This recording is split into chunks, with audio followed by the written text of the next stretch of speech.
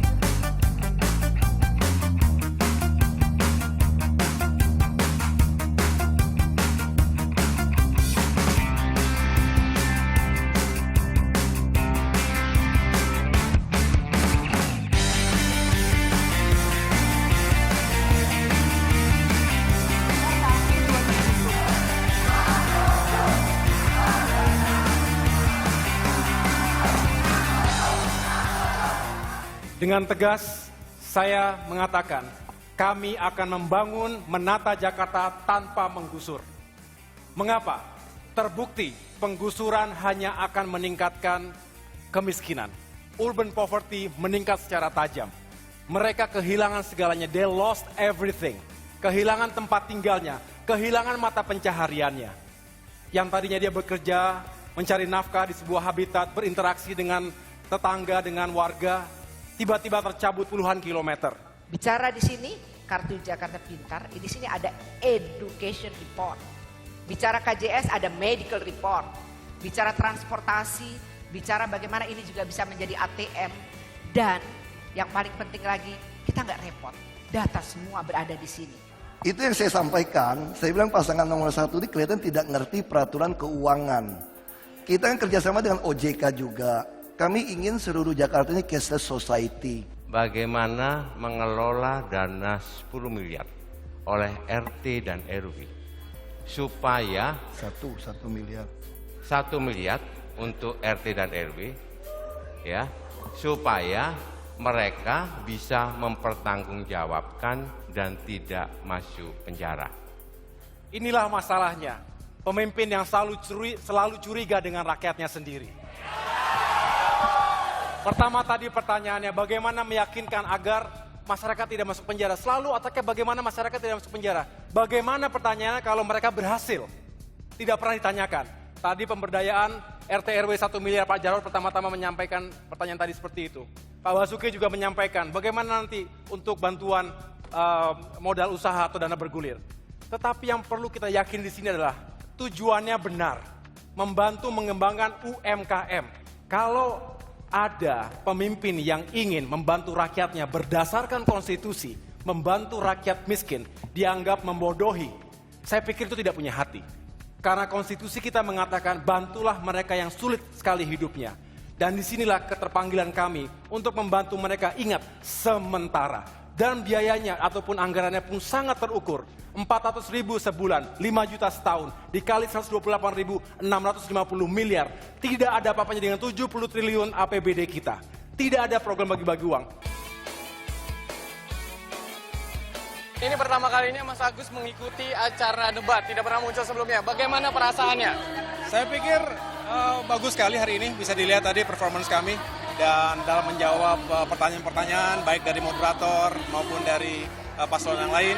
Dan kami bisa menunjukkan bahwa kami memiliki komitmen, memiliki gagasan dan juga program-program yang bisa ditawarkan kepada masyarakat Jakarta. Dan harapan besarnya tentunya setelah debat ini, masyarakat semakin bisa menentukan pilihannya.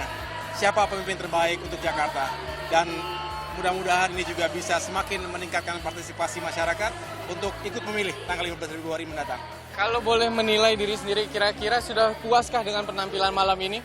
Saya kami tergolong orang-orang yang tidak pernah cepat puas dengan apa yang telah kita lakukan.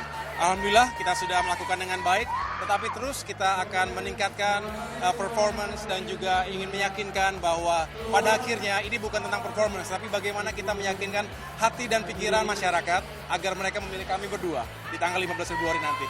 Kalau dilihat dari pertanyaan yang dilemparkan oleh moderator pertanyaan panelis, Ya. menurut Mas Agus mana pertanyaan yang cukup agak membuat berat dan mungkin bisa dijawab lebih baik lagi di kemudian hari? Saya pikir sama saja, semua memiliki bobot tersendiri, memiliki keunikan tersendiri, dan kami mencoba menjawab sesuai dengan apa yang kami pahami dan apa yang ingin kami tawarkan untuk masyarakat. Dan mudah-mudahan sekali lagi tidak hanya melalui debat tentunya, 3 bulan ini kami bergerilya di lapangan, menemui rakyat, ratusan ribu masyarakat sudah kami temui. Semua itu kita lakukan untuk meyakinkan mereka memahami bahwa kami berdua memperjuangkan mereka semuanya. Dan inilah harapan besar dari debat ini juga, mereka semakin memahami apa tujuan kami dalam kompetisi ini. Tentu buat saya sebagai orang tuanya, bangga sekali melihat penampilan debat dia yang pertama. Sementara selama ini kan orang melecehkan dia bahwa tidak berani debat. Tapi hari ini bisa dibuktikan bahwa Agus berani tampil berdebat dengan paslon lain. Beliau sangat serius sekali dalam menyiapkan materi untuk menjadi calon gubernur ini. Tidak hanya untuk malam ini, tidak hanya untuk debat saja, tapi benar-benar menyiapkan dirinya dengan baik untuk menjadi calon gubernur dan insya Allah nantinya kalau terpilih menjadi gubernur. Makanya saya katakan bangun Jakarta itu nggak bisa dengan retorika atau hafalan. Kamu harus punya visi yang terukur dengan angka, misi terukur, program kamu terukur dengan angka, jadi semua harus terukur ya.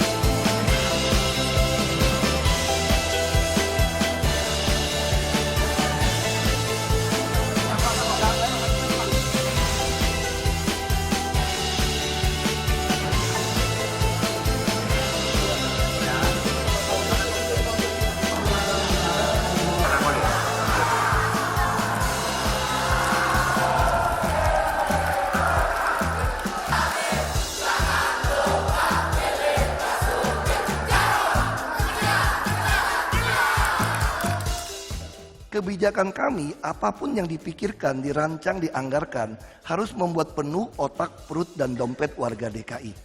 Nah, di sinilah perbedaannya. Pasangan ini mengatakan kami hanya membangun fisik, jembatan, segala macam. Bukan, karena kami ingin memperbaiki orang. Orang bagaimana mau sekolah, gimana mau beribadah, kalau tempatnya banjir sampai 3 minggu. Karena itulah kami membangun fisik, seat pile, danau, membuat sungai yang rapi. Jadi ini bukan dilihat benda mati. Nah makanya kalau kita hanya mengatakan membangun manusia, tidak ada bangun benda matinya, itu namanya apa tuh nggak? Itu namanya teori. Ngajar di dosen, di kampus, itu ya teori. Sungguh tidak manusiawi. Sebagai ibu kota negara, kita membiarkan saudara-saudara kita berpuluh-puluh tahun tinggal di pantaran-pantaran sungai seperti itu. Kolong-kolong jembatan. Maka kami berkomitmen untuk menyediakan rusun yang layak huni. Kami meyakini banyak cara lain untuk bisa menata Jakarta, mempercantik kotanya, tetapi dengan tidak melukai hati warganya. Ini penting, ini komitmen. Saya nggak ngerti bagaimana sungai yang tadinya 30 meter, sekarang tinggal 5 meter, bagaimana mau dibalikin 30 meter tanpa merobohkan bangunan yang tidak layak itu. Tapi ya sudahlah, namanya juga pengen jadi gubernur kan, kita juga maklum kan, ini petahana kan. Kiri kanan saya itu bilang, orang tinggal di dalam sungai kok, daerah dan sungai kok, walaupun puluhan tahun ya salah. Sebagai orang tua ya tidak menghukum mereka, kita pindahkan tempat yang lebih layak. Bagaimana sungai mau dinormalisasi kalau tidak pindahkan rumah kumuh? Saya kira jauh lebih tidak manusiawi mengajari rakyat yang sudah salah untuk membenarkan dia hanya demi untuk memenangkan sebuah pilkada. Saya nggak tahu, saya nggak survei itu. Ya. enggak. Saya tadi berharap ada ide-ide program yang baru yang bisa membuat kami ketika kami masuk kembali kan bulan sampai Oktober. Ya soal kepercayaan rakyat Jakarta kan kita nggak bisa maksa. Kalau ada ide-ide baru kan bisa kita eksekusi. Ternyata tadi kita dengar nggak ada visi misi program yang jelas sebetulnya. Makanya saya katakan bangun Jakarta itu nggak bisa dengan retorika atau hafalan. Kamu harus punya visi yang terukur dengan angka, misi terukur, program kamu terukur dengan angka, jadi semua harus terukur ya. Ayo. Ketika saya berangkat keluar dan saya kembali ke Indonesia dan terutama Jakarta, saya melihat perkembangan yang sangat signifikan yang telah beliau berikan kepada Jakarta khususnya. Nggak usah jauh-jauh ya, contohnya di tempat daerah saya aja Jakarta Barat yang semua orang pasti kalau lewat situ macet banget karena banyak pedagang di sebelah kiri atau banyak yang ngetem-ngetem atau banyak lah gitu. Dan sekarang semuanya udah indah, udah rapi, tamannya cantik, udah nggak ada lagi yang berdagang di kiri kanan pasar itu. Pasangan nomor 2 sudah membuktikan kinerjanya. Seluruh program yang sangat bagus dia sudah bikin. Bukan baru mau bikin, bukan wacana, bukan rencana. Tapi pasangan nomor 2 sudah membuktikan selama ini mereka sudah membangun Jakarta dengan luar biasa. Dan kami ingin kelanjutan dari itu. Justru puas, sayang saja beberapa fakta disampaikan Pak Basuki fatal. Tidak pernah ada surat dari Kepala BNN kepada Mendikbud. Karena itu kutipan Pak Basuki tidak berdasar dan sayang ya sebuah debat menggunakan data yang keliru.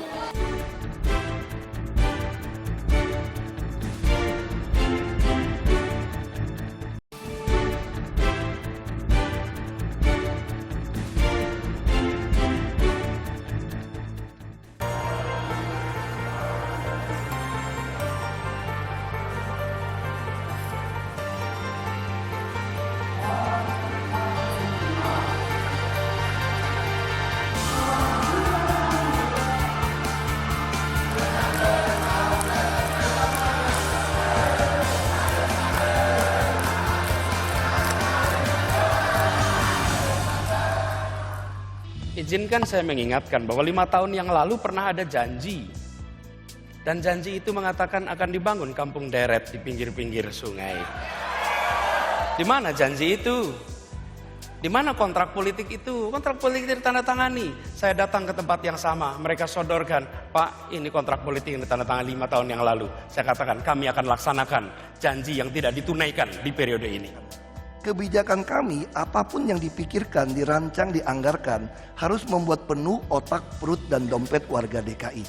Nah, di sinilah perbedaannya. Pasangan ini mengatakan kami hanya membangun fisik, jembatan, segala macam. Bukan. Tadi saya catat, perut, otak, dan dompet. Di sana tak ada moral, di sana tak ada karakter, di sana tak ada nilai. Justru yang mau kita bangun adalah iman, takwa, akhlak. Karena yang dibutuhkan bagi masyarakat Indonesia adalah pendidikan yang menumbuhkan karakter moral dan karakter kinerja. Menurut saya program kami OKOC bisa menciptakan 200.000 lapangan pekerjaan baru.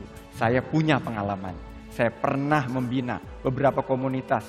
Dalam terakhir kali, 2 minggu terakhir sudah 1.500 pengusaha yang lahir melalui program OKOC. Yang kita akan lakukan bukan menghilangkan orang miskin. Yang kita ingin lakukan adalah menghilangkan kemiskinan.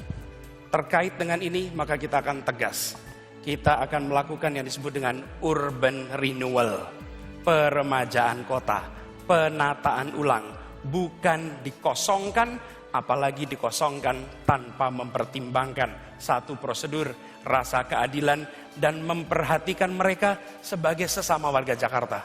Ketika Pak Anies mengatakan tidak berani menutup Alexis, wah, kami sudah menutup Stadium dan Miles. Begitu ketemu narkoba, kami tutup. Nah, disayangkan ketika Pak Buas cukup dekat dengan saya, kirim surat kepada Pak Anies waktu jadi Menteri Pendidikan untuk kerjasama masuk ke dalam kurikulum anti narkoba, ditolak dari Pak Menteri waktu itu. Ini juga sedikit masalah. Nah, justru puas, sayang saja beberapa fakta disampaikan Pak Basuki fatal. Tidak pernah ada surat dari Kepala BNN kepada Mendikbud. Karena itu kutipan Pak Basuki tidak berdasar dan sayang ya sebuah debat menggunakan data yang keliru. Kemudian yang kedua, dialog cukup baik dan saya ingatkan janji harus dipenuhi. Karena itu bila ada pemimpin yang tidak memenuhi janji, maka tidak layak untuk dipilih kembali. Dan ini adalah ketegasan. Lalu yang ketiga, saya melihat pentingnya bagi kita untuk tegas, bukan hanya pada rakyat bawah, tapi justru pada yang tinggi. Dan dalam debat tadi saya sampaikan bahwa kami akan tegas dan kami tak punya beban apa-apa. Saya rasa jawaban kita cukup baik ya. Dan kalau debat itu selalu akan ada begitu banyak pandangan yang berbeda-beda. Bagi orang tua beda, bagi guru beda, dan justru di situ kesempatan bagi kita untuk menunjukkan kita menghargai semua. Jangan pernah melecehkan profesi apapun, karena di tiap profesi di situ ada makna, di setiap profesi di situ ada manfaat, dan justru kesempatan di debat ini itu kita menunjukkan semuanya. Semuanya rasanya puas ya, puas saya sih semuanya. Bang Sandi, dari jalannya debat semalam, apa hal yang paling menarik dari penyelenggaraan tersebut?